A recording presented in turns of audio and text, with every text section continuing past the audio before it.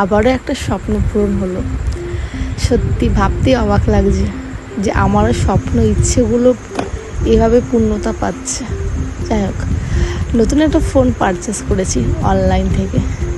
তো এই বড়সড় জিনিসগুলো অনলাইন থেকে সেভাবে নেওয়া হয় না, আমি অন্তত নিইনি।